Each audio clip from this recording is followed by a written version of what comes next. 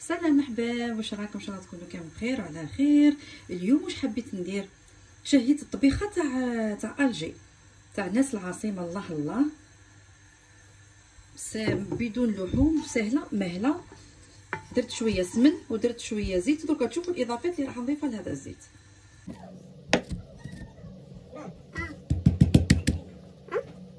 الدرسه هنا راني هرستها، ها مهرسه، نضيفها لهذاك الزيت. ها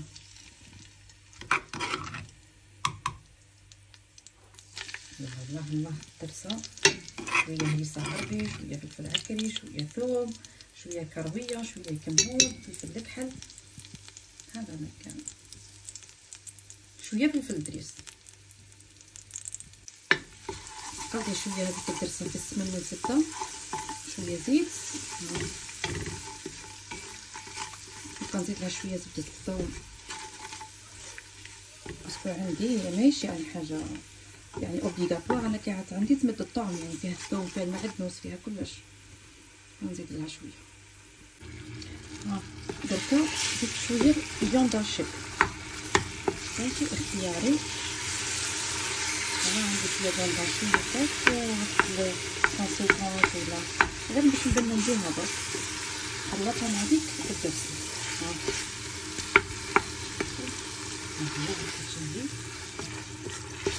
نشوفوا واش نضيفو باقي المكونات. مليح يتقلب هذيك الكرصه، تحمر الحين. هذه طماطم مجففه، تواتي بزاف الاطباق هذو اللي فيهم الدرسه. هذه مليح يتقلب، من بعد تشوفوا واش نضيف.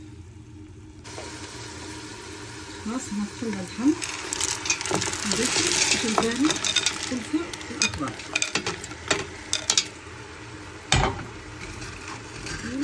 الصاصي هذا نبدي، هذا هو النص نتاعي، ونقليوها مليح. وهذيك الدقيقه مليح، هذيك التتبيله هذيك ندير أطراف خليه يبدا مليح، يتقلى مليح. جبانه نكون نرجع لكم. انا راني نضيف نص ملعقه تاع طماطم مصبره، شويه معدنوس ولا دبشه مقطعين.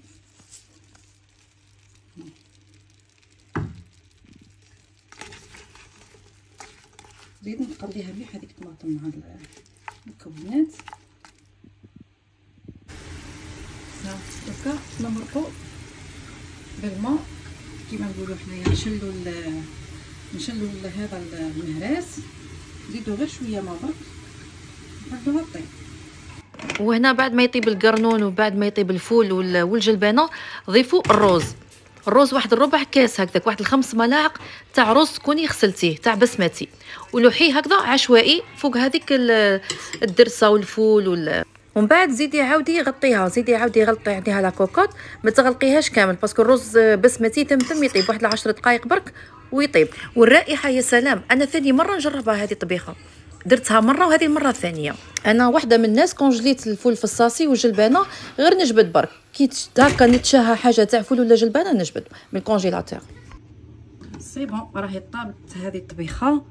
هذه هي كيفاش جات، ريحتها تشهي. هي هكذا تجي مجمره وكتشوفوها في صحن تقديم.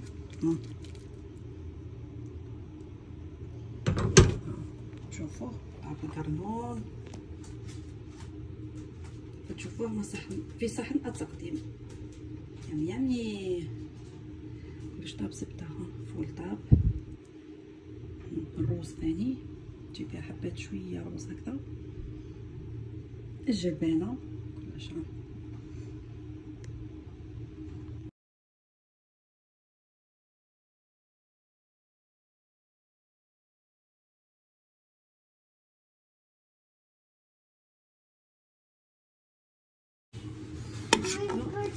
صحن التقديم.